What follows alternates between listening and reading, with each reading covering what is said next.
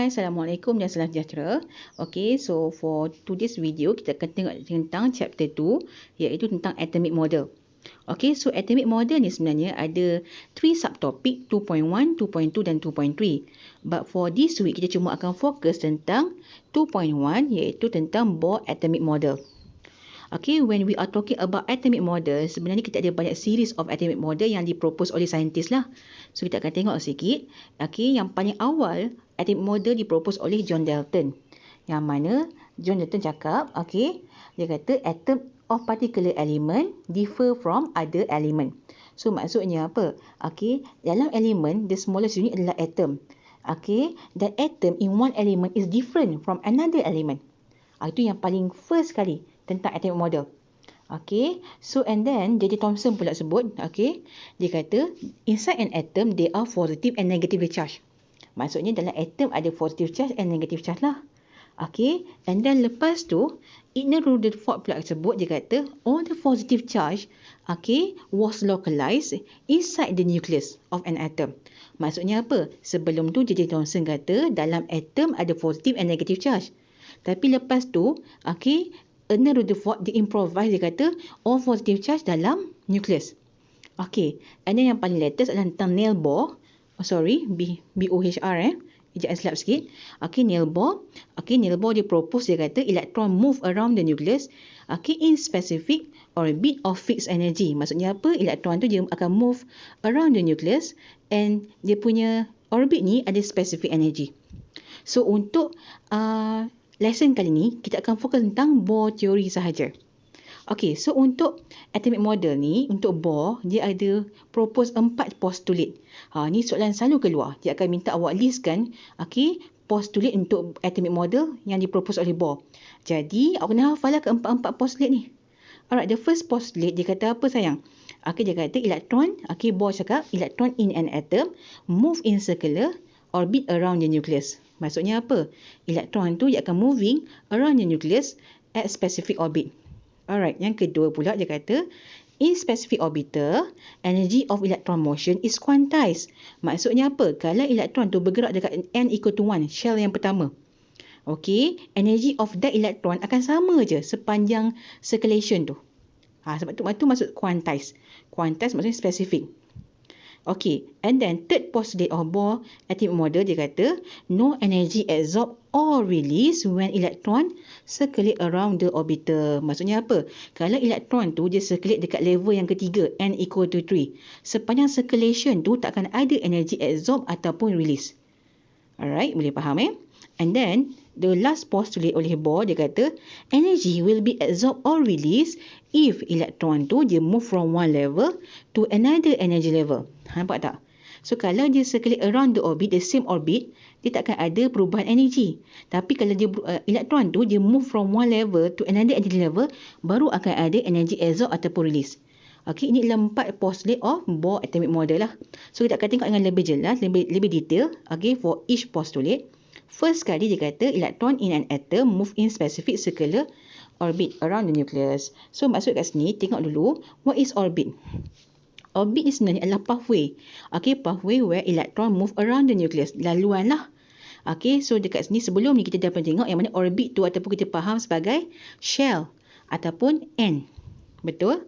Okay, tapi disebabkan dalam Bohr postulate dia kata yang mana, okay, energy of electron at specific, okay, orbit is quantized. Maksudnya, okay, dekat n equal to 1, ni n yang pertama, okay, dia ada specific energy dia. N equal to 2, dia ada specific energy dia. So, kita boleh represent orbit, okay, ataupun nama lainnya sebagai energy level. Sebabnya, orbit awak tu dia ada energy. Sebab tu kita sebut energy kat sini. Okay, so bila saya sebut orbit ataupun energy level, itulah benda yang sama. Okay, so next. Second postulate, dia kata apa sayang? Dia kata in specific orbital, energy of electron motion is quantized. Maksudnya, kita boleh kira tau. Okay, dekat level yang pertama tu berapa energy dia? Level yang kedua berapa energy dia? By using this formula. Okay, so this is the first formula yang awak jumpa untuk Bohr. Okay, tolong ambil yang ni. So, lepas ni tolong catatlah all the formula yang kita jumpa. Sebab bila mana nak buat calculation, kita just tengok je nak pick formula yang mana yang paling sesuai. Alright, first sekali adalah kalau nak kira energy at specific level, maksudnya energy dekat N1 berapa, N4 berapa, kita akan guna formula ni. Okay, formula dia adalah negative RH 1 over N squared. What is RH? RH adalah Ribet constant, nilai dia constant 2.18 times 10 power of negative 18 joule. Kena hafal. Alright, so this is the value for Ribet constant kalau nak kira energy. Okey, katakan nak kira energi dekat level yang pertama. So, N equal to 1 lah kan? Jadi, masukkanlah 1 dalam N ni. Sekarang awak masukkan nilai 1 dekat N, RH tukar dengan 2.18, awak akan dapat nilai dia sebanyak 2.18 ni. Dia dapat negative value lah sebab dalam formula ada negatif. Okey, so kalau awak nak kira dekat second level pun sama juga. Masuk je 2 dekat N. So, awak akan dapat nilai yang macam ni. Sampai yang macam saya tunjukkan table ni, awak dapat keluarkan kalau kira sampai N5. Nampak So, kalau nak kira energy at specific level, we are using this formula. Dan kalau perasan dekat sini, okay, makin jauh daripada nukleus, okay, energy dia makin weaker. Okay, sebabnya apa? Further from the nucleus, force attraction between electron dan juga, force attraction between electron dan juga nucleus become weaker. Sebab tu nampak energy dia makin lemah. Okay, boleh faham Okay, so next, the third postulate, dia kata apa? Okay, there are no energy absorbed ataupun release bila mana elektron tu dia circulate around orbital. Okay, so maksudnya bila mana elektron ni, okay, dia dekat N1, dia pusing around the nucleus dalam orbit dia. Okay, takkan berlaku energy absorbed ataupun release. Energy dia akan sama je. So, berapa energy dia? Kita dah kira tadi. Nampak dah sayang? Jadi, macam yang saya sebut sebelum ni, orbit kita boleh sebut sebagai energy level. Sebabnya setiap orbit dia ada energy dia. Awak dah kira dah dekat sini. Dekat table ni. Nampak tak sayang? So dekat setiap orbit dia ada specific energy. Okey, jadi kita boleh lukis orbit awak ni, atom awak ni, selain daripada bentuk yang basic macam ni, yang bulat ni, kita boleh buatlah bentuk energy level diagram. So, kalau awak perasan, kalau dia minta awak lukis energy level diagram, lukisan dia, okay, yang macam y-axis ni adalah energy, dan kita akan ada line. Line tu represent shell. Level 1, level 2, level 3. Dan kalau nak lukis, kalau awak perasan kat sini, saya tak buat sama besar tau dia punya distance between level. Okay, kalau awak tengok, N2 dengan N1, distance dia paling jauh berbanding N3 dengan N2. Okay, tapi N4, N3 kecil banding N3, N2. Okey, nampak So, distance gap di antara level tu makin lama makin kecil. Itu cara awak nak lukis energy level diagram. Okey, lepas ni saya akan terangkan kenapa macam tu. Tapi kalau dia minta awak lukis energy level diagram, okey, distance di antara level tu makin lama makin kecil. Alright. So, tengok yang last postulate. Okey, Bohr propose, dia kata energy absorbed ataupun release bila mana elektron tu dia move from one level to another energy level. So, moving elektron tak kisahlah sama ada dia daripada lower ke higher ataupun higher to lower. It depend. Kalau energy absorb, kalau elektron tu absorb energy, okay, elektron tu akan move from lower to higher energy level. Nampak tak sayang? So, lagi banyak dia absorb energy, lagi tinggi dia boleh naik. Kalau dia absorb energy sikit, mungkin dia pergi daripada N1 pergi N2 je. Tapi kalau dia absorb banyak, dia mungkin naik daripada N1 naik terus N5. Macam tu, contoh. Alright, tapi kalau elektron tu dia release energy. So, katakan elektron ni dekat sini. Dia release energy, so dia akan drop lah, dia akan fall. Okay, dia akan fall dekat mana? It depend kepada banyak mana yang dia release. Okay, so kalau dia release sikit, dia mungkin akan jatuh sikit je. Jatuh kat the next level. Tapi kalau dia release banyak, dia mungkin akan jatuh dekat, mungkin level 1 terus. Okay, itu maksud dia energy absorb or release bila mana ada movement from one level to another energy level. Alright, So, yang ni kena hafal lah untuk Bohr postulate. So, bila sebut tentang energy absorb ataupun release, kita boleh kira tau. Kita boleh kira energy, okay, energy different. Okay, energy of the photon.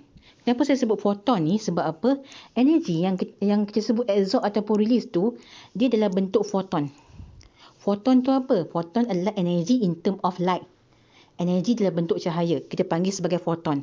Kita boleh kira berapa banyak energi ataupun photon ni menggunakan this formula. Ni second formula yang awak jumpa.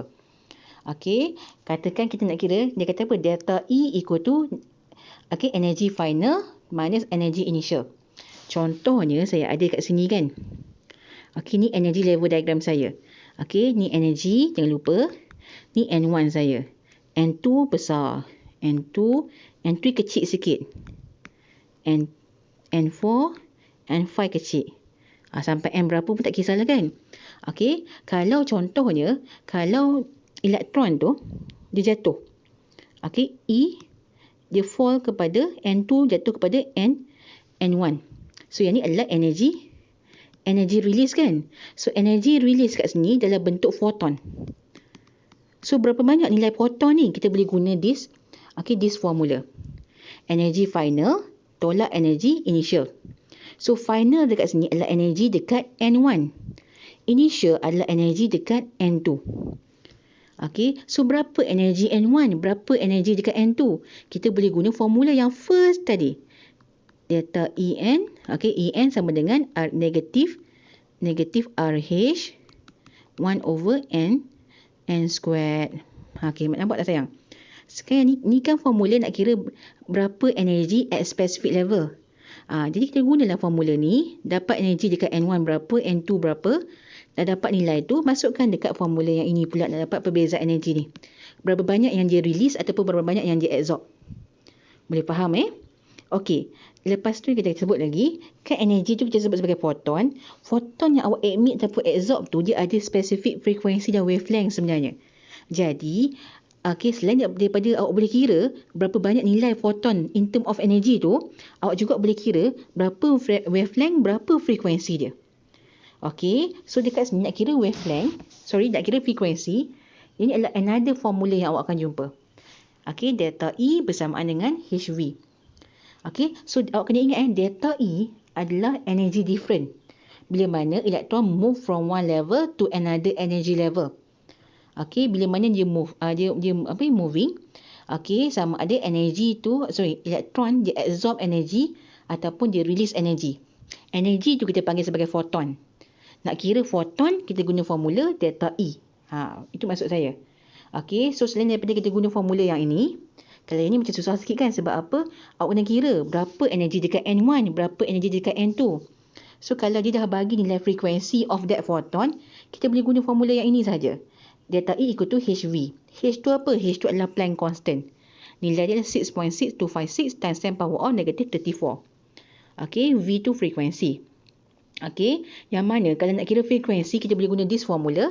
Okey, yang ni formula number 2, formula number 3, formula number 4 yang jumpa. Okey, iaitu frekuensi equal to C over lambda. C adalah speed of light, lambda adalah wavelength. Okey, so based on formula number 4 ni, kita boleh gantikan this V dengan C over lambda dalam ni. Nampak tak sayang? So kita akan dapat a new formula, formula number 5. Okey, delta E equal to HC over lambda. Nampak tak sayang? So kita bermain dengan formula dia sekarang ni. So tugas awak kena keluarkan formula. Okey, apa yang kita jumpa sekarang ni kena keluarkan formula. Alright? Okey, itu adalah basic general overview tentang Bohr postulate. Okey, so stay tune untuk part 2. Alright?